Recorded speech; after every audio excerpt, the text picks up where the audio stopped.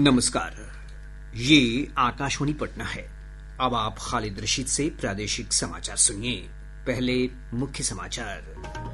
अटल नवीकरण और शहरी परिवर्तन मिशन के तहत प्रदेश के 4 शहरों सीवान, सासाराम, औरंगाबाद और आरा में पेयजल तथा सीवरेज संरचनाओं का होगा विकास। आतंकवाद के खिलाफ भारत के कूटनीतिक प्रयासों के तहत विदेश दौरे पर गए जदयू सांसद संजय झा के नेतृत्व वाले बहुदलीय प्रतिनिधिमंडल समेत 3 प्रतिनिधिमंडल स्वदेश लौटे।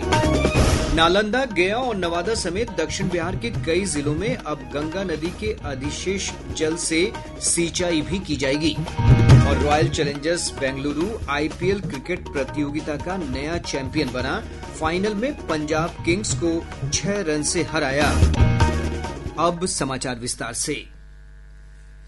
अटल नवीकरण और शहरी परिवर्तन मिशन के तहत प्रदेश के 4 शहर सीवान, सासाराम, औरंगाबाद और आरा में पेयजल और सीवरेज योजनाओं पर 1,650 करोड़ रुपए खर्च होंगे। राज्य मंत्रिमंडल की बैठक में इस प्रस्ताव को मंजूरी दी गई है। कैबिनेट विभाग के अपर मुख्य सचिव डॉक्टर एस सिद्धार्थ ने बताया कि सीवान में 128 किलोमीटर सीवरेज नेटवर्क के लिए 367 करोड़ रुपए जारी किए गए हैं।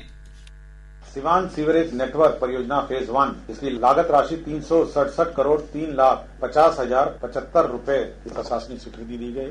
नगर विकास की ही योजना केंद्र प्रायोजित अटल नवीकरण शहरी परिवर्तन मिशन अंतर्गत औरंगाबाद सीवरेज नेटवर्क की योजना स्वीकृत की गई, जिसमें 497 करोड़ 65,67,000 रुपए व्यय होंगे।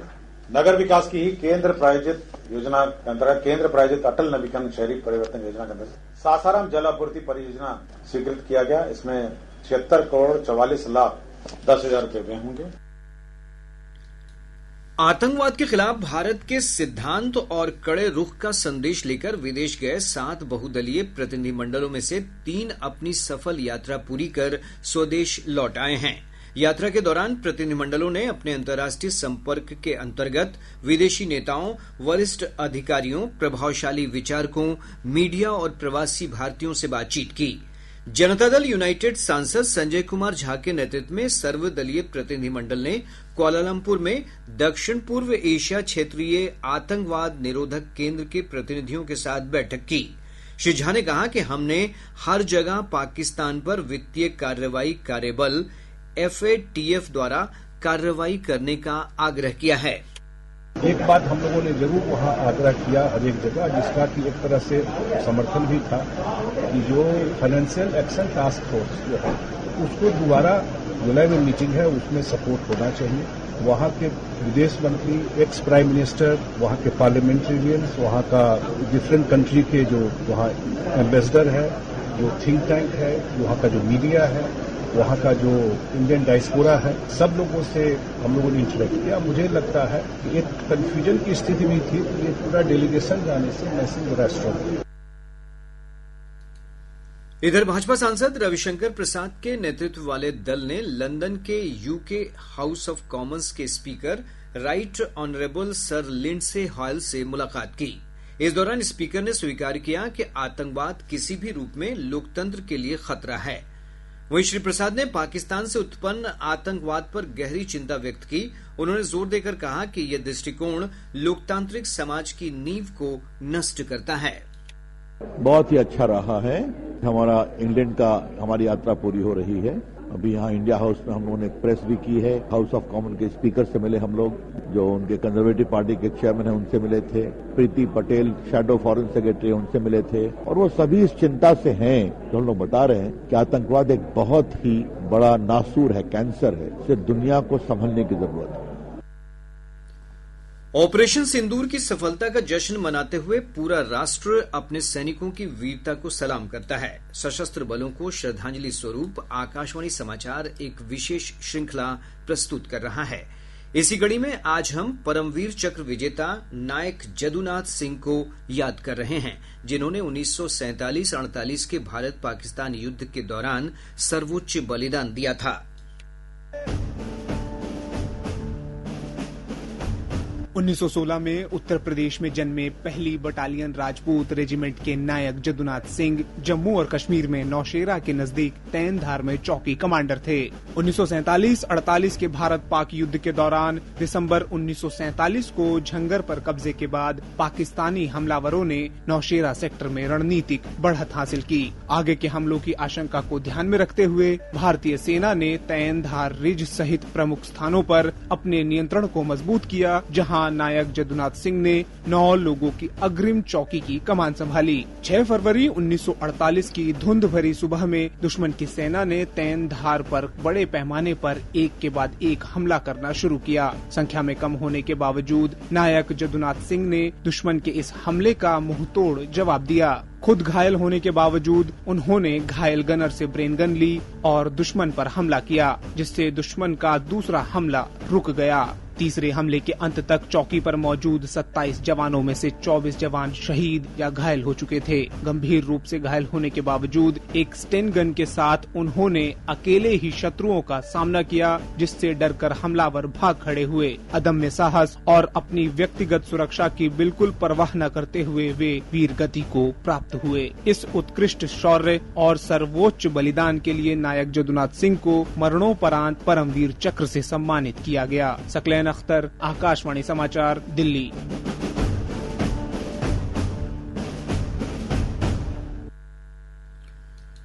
मुख्यमंत्री नीतीश कुमार आज पटना जिले में शिक्षा और स्वास्थ्य से जुड़ी 165 करोड़ रुपए से अधिक की लागत वाली कई परियोजनाओं का शुभारंभ करेंगे। भवन निर्माण विभाग के अनुसार मुख्यमंत्री बाढ़ में नवनिर्मित राजकीय पॉलिटेक्निक भवन और 100 बेड की क्षमता वाले अनुमंडलीय अस्पताल का उद्घाटन करेंगे। श्री कुमार आथमल गोला में निर्मित प्रखंड सह अंचल कार्यालय और आवासीय परिसर तथा राजकीय अन्य पिछड़ा वर्ग कन्या आवासीय उच्च विद्यालय भवन का शुभारंभ करेंगे। इस अवसर पर केंद्रीय मंत्री राजीव रंजन सिंह उर्फ ललन सिंह, उप मुख्यमंत्री सम्राट चौधरी तथा विजय कुमार सिन्हा, जल संसाधन मंत्री विजय कुमार चौधरी, ग्रामीण विकास मंत्री श्रवण कुमार और स्वास्थ्य मंत्री मंगल पांडे सहित कई गणमान्य लोग उपस्थित रहेंगे। दक्षिण बिहार के कई जिलों में अब गंगा नदी के अधिशेष जल से सिंचाई की जाएगी। जल संसाधन विभाग के प्रधान सचिव संतोष कुमार मल्ल ने बताया कि अभी गंगा जल से नालंदा, गया और नवादा जिलों में रहने वाले लोगों को पेयजल की आपूर्ति हो रही है। उन्होंने कहा कि अब इन इलाकों में इस जल का उपयोग खेतों में सिंचाई के लिए भी किया जाएगा।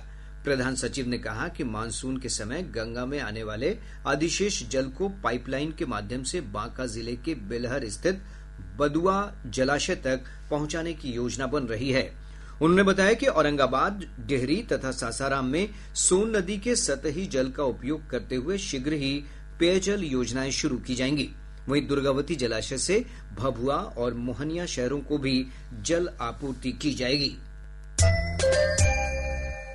प्रादेशिक समाचार आप आकाशवाणी पटना से सुन रहे हैं।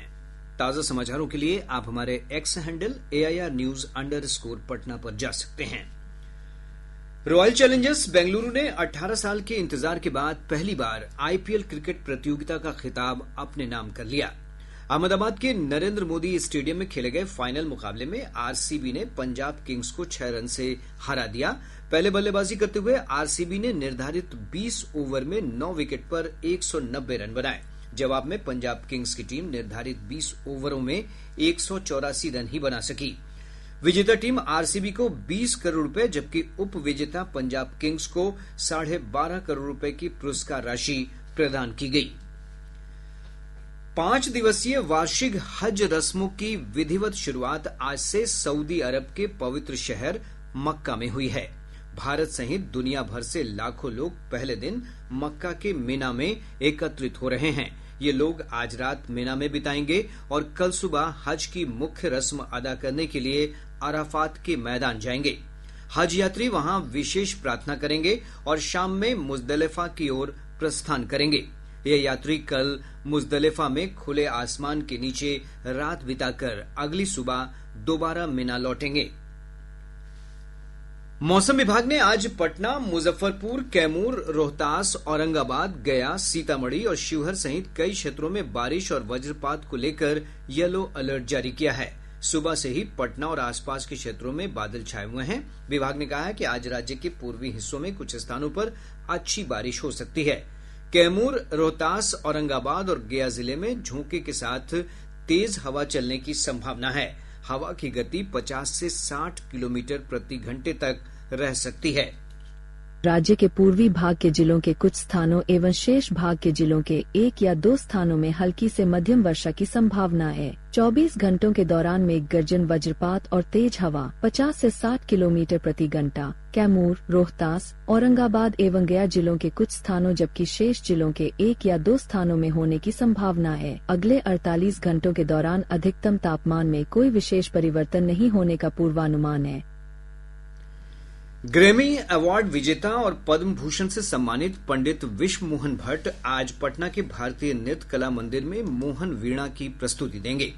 पंडित सलील भट्ट सात्विक वीणा और अभिषेक मिश्रा तबला पर संगत करेंगे। कार्यक्रम का आयोजन कला, संस्कृति और युवा विभाग की ओर से किया जा रहा है। और अब जिलों से प्राप्त संक्षिप्त समाचार। सुपौल जिले की एक अदालत ने नाबालिग का अपहरण और दुष्कर्म मामले में दोषी मोहम्मद अमजद को 22 वर्ष की सश्रम कारावास की सजा सुनाई है। साथ ही दोषी पर 50,000 रुपए का अर्थदंड भी लगाया है। मुजफ्फरपुर के तुर्की में नाबालिग छात्रा से दुष्कर्म के आरोपित को भगाने और प्राथमिकी दर्ज कराने में आनाकानी करने के आरोप में स्थानीय थाना अध्यक्ष प्रमोद कुमार को निलंबित कर दिया गया है। वरीय पुलिस अधीक्षक सुशील कुमार ने बताया कि मामले में दारोगा मंजर आलम और मोहम्मद फरीदी को भी निलंबित किया गया है। निगरानी अन्वेषण की टीम ने पटना जिले के बिक्रम अंचल कार्यालय परिसर में राजस्व कर्मी सोनू कुमार को 20,000 रुपए रिश्वत लेते हुए गिरफ्तार कर लिया। आरोपी जमीन पर दखल दिलाने के नाम पर घूस ले रहा था। अररिया जिले के फारबिसगंज में आईपीएल में सट्टा लगाने के मामले में पुलिस ने 17 लोगों को गिरफ्तार किया है। और अब पटना से प्रकाशित प्रमुख समाचार पत्रों की सुर्खियां। आज के सभी समाचार पत्रों ने आईपीएल से जुड़ी खबर को प्रमुखता से प्रकाशित किया है। हिन्दुस्तान की सुर्खी है, पंजाब को पस्त कर बेंगलुरु पहली बार आईपीएल का बादशाह बना। दैनिक भास्कर ने राज्य कैबिनेट की मंजूरी की खबर को प्रमुखता से प्रकाशित करते हुए लिखा है, 4,863 पदों के लिए 7 विभागों में बहाली होगी। दैनिक जागरण की विशेष खबर है, महिलाओं को घरेलू हिंसा से बचाने के लिए नियुक्त होंगे 390 अफसर। प्रभात खबर लिखता है, मुजफ्फरपुर के दुष्कर्म पीड़ित की मौत मामले में कार्रवाई। एसकेएमसीएच की अधीक्षक हुई सस्पेंड। पीएमसीएच के प्रभारी उपाधीक्षक हटाए गए। और अब अंत में मुख्य समाचार एक बार फिर। अटल नवीकरण और शहरी परिवर्तन मिशन के तहत प्रदेश के 4 शहरों सीवान, सासाराम, औरंगाबाद और आरा में पेयजल तथा सीवरेज संरचनाओं का होगा विकास। आतंकवाद के खिलाफ भारत के कूटनीतिक प्रयासों के तहत विदेश दौरे पर गए जदयू सांसद संजय झा के नेतृत्व वाले बहुदलीय प्रतिनिधिमंडल समेत 3 प्रतिनिधिमंडल स्वदेश लौटे। नालंदा, गया और नवादा समेत दक्षिण बिहार के कई जिलों में अब गंगा नदी के अधिशेष जल से सिंचाई भी की जाएगी। और royal Challengers Bengaluru IPL cricket प्रतियोगिता का नया चैंपियन बना। फाइनल में पंजाब किंग्स को 6 रन से हराया। इसके साथ ही आकाशवाणी पटना से प्रसारित प्रादेशिक समाचार का ये अंक समाप्त हुआ। आकाशवाणी पटना से अगला समाचार बुलेटिन दोपहर 2 बजे प्रसारित किया जाएगा। नमस्कार।